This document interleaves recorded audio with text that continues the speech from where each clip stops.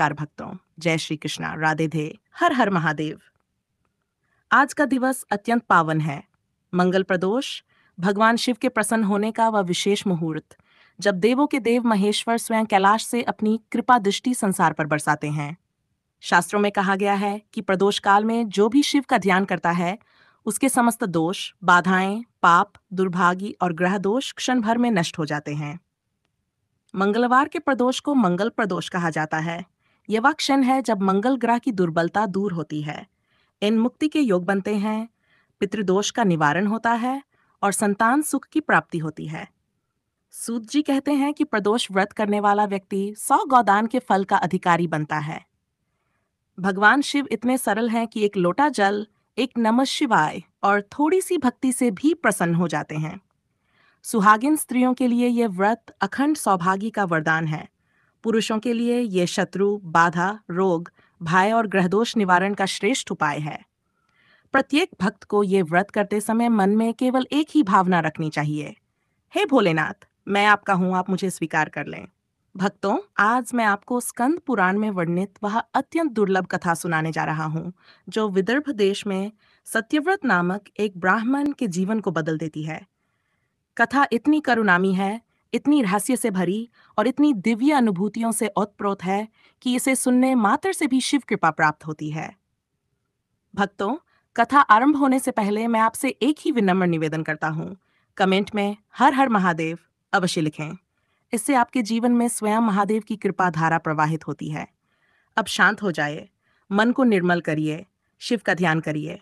त्रिनेत्रधारी, नीलकंठ, कैलाशपति अब आप पर अपनी कृपा बरसाने वाले हैं। तो अब भक्तों, एक बार प्रेम से बोलिए, भोले बाबा की जय। अब कथा एक ही प्रवाह में आरंभ होती है। मैं तब तक नहीं रुकूंगा जब तक आप स्वयं न कहें। सूत जी कहते हैं कि विदर्भ देश में एक अत्यंत पवित्र ब्राह्मण रहता था। उसका नाम था सत्यव्रत। नाम सत्यव्रत था, पर जीवन संघर्षों से भरा था। उसके पास न धन था, न कोई बड़ा परिवार और न ही कोई बड़ा आश्रय। उसके जीवन में बस भक्ति थी, भगवान शिव की भक्ति। सत्यव्रत प्रतिदिन सुबह सूर्य उदय से पहले उठता, गंगा स्नान की भावना कर जल से स्नान करता और फिर शिवजी का ध्यान करता। लेकिन समय के साथ उसके जीवन में गरीबी बढ़ती गई। भोजन के लिए अन्न नहीं, पहनने को वस्त्र नहीं और रहने को एक जर्जर झोपड़ी। फिर भी सत्यव्रत कभी शिकायत नहीं करता था। वह कहता, भोलेनाथ, जो भी दे रहे हैं वही प्रसाद है। किंतु संसार इतना दयालु नहीं था। गरीबी देखकर लोग उसे तिरस्कार की दृष्टि से देखते। कुछ कहते, ये पिछले जन्म के पापों का फल है। कुछ कहते, ये किसी ग्रहदोष से पीड़ित है। और कुछ उसे पागल कहकर हंसते। लेकिन सत्यव्रत का मन महादेव में स्थिर था। एक दिन अत्यंत भूखा होकर वह जंगल में कंद मूल खोजने गया। गर्मी प्रचंड थी। भूख और प्यास से वह इतना व्याकुल हुआ कि एक वृक्ष के नीचे बैठकर रोने लगा। उसकी आंखों से आंसू बह रहे थे, पर वे आंसू दुख के नहीं बल्कि दोहाई के थे। हे शंकर, हे नाथ, आप सभी के दुखों को हरने वाले हैं, क्या मेरा भी दुख आप नहीं देख रहे? निराशा के उन्हीं क्षणों में उसके मन में एक दिव्य विचार उदय हुआ। आज मंगलवार है, प्रदोष भी है। कहीं ये वही प्रदोष तो नहीं जिसके बारे में महर्षि ने कहा था कि शिव स्वयं पृथ्वी पर विचरण करते हैं। तभी एक मंद पवन बहा, पत्ते हिलने लगे और वातावरण में हल्की सुगंध फैल गई, मानो शिव का संकेत हो। सत्यव्रत ने उस क्षण व्रत करने का संकल्प लिया, लेकिन उसके पास न पूजा की सामग्री थी, न दीपक जलाने को घी, न बेलपत्र, न जल का कलश। उसने आकाश की ओर देखते हुए कहा, भोलेनाथ, मेरी भक्ति अपूर्ण है, सामग्री नहीं है, लेकिन मन में आपका ध्यान है। आप ही मेरी पूजा हैं।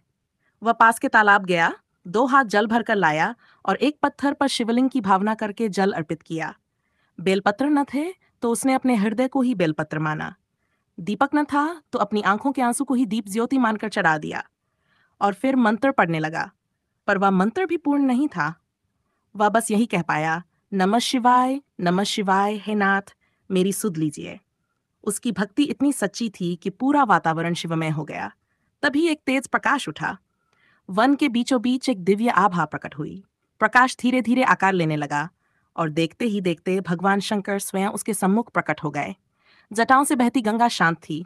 तीसरा नेत्र मंद ज्योति से चमक रहा था। कंठ में नाग और मुख पर असीम करुणा। सत्यव्रत आश्चर्यचकित होकर धरती पर गिर पड़ा। नाथ, क्या यह सच है? क्या आप स्वयं मेरे जैसे तुच्छ मनुष्य के समक्ष आए हैं? शिव मुस्कुराए। सत्यव्रत, सामग्री से नहीं, भक्ति से शिव प्रसन्न होते हैं। तुमने भूखे, प्यासे, तिरस्कार को सहते हुए भी मेरे प्रति श्रद्धा नहीं छोड़ी। मैं कैसे न प्रकट होता? शिव ने अपना त्रिशूल भूमि पर रखा, दाहिनी भुजा उठाई और आशीर्वाद देते हुए बोले, सत्यव्रत, आज मंगल प्रदोष है। आज से तुम्हारे सभी पाप नष्ट होंगे, ग्रह दोष मिटेंगे, दुख समाप्त होंगे, तुम्हें धन भी मिलेगा, यश भी मिलेगा और मैं सदैव तुम्हारे साथ रहूंगा। इतना कहते ही शिवजी ने उसके सिर पर हाथ रखा। क्षण भर में उसके शरीर की सारी थकान गायब हो गई। चेहरा तेज से दमक उठा और जिस जंगल में उसे कंद मूल नहीं मिलते थे, वहीं अचानक दिव्य फल फूल प्रकट हो गए। गांव लौटने पर लोग आश्चर्यचकित रह गए। जो लोग उसे तिरस्कार की दृष्टि से देखते थे, अब सम्मान से चरण छूने लगे। थोड़े ही दिनों में सत्यव्रत के जीवन में सुख समृद्धि आ गई। घर बन गया, अन्न का भंडार भर गया और वह अपने गांव का सबसे दानवीर ब्राह्मण बन गया। एक दिन उसने पूछा, नाथ, ये कृपा क्यों? शिव बोले, सत्यव्रत, जिसने प्रदोषकाल में एक बूंद जल भी भक्ति से अर्पित कर दिया, वह मेरे लिए प्रिय है। तुमने तो भक्ति का सागर ही अर्पित किया है। शिवजी की ये कृपा आज भी चल रही है। जो भी मंगल प्रदोष व्रत को शुद्ध मन, शुद्ध हृदय और भक्ति से करता है, उसके जीवन से सभी कष्ट दूर हो जाते हैं। भक्तों, कथा यहीं चल रही है। यदि आप कहें तो आगे सत्य